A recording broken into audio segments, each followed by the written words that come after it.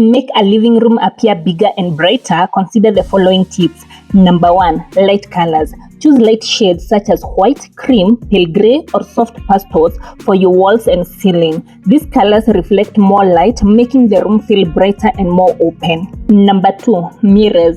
Place mirrors across from windows or other light sources to maximize their reflective properties. Consider using larger mirrors or arranging multiple smaller mirrors in a stylish pattern to enhance the effect. Number 3, declutter.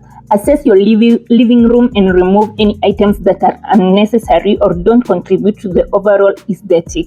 Keep surfaces clear and consider investing in multifunctional furniture to minimize clutter. Number 4, optimize furniture. Select furniture that fits the scale of your living room. Avoid oversized pieces that overwhelm the space and opt for sleek, streamlined designs instead. Arrange furniture to create open pathways and ensure that traffic flow is unobstructed. Number 5, natural light. Maximize the amount of natural light entering the room by keeping windows clean and unobstructed. If privacy is a concern, consider installing sheer curtains or blinds that can be easily adjusted to control light levels.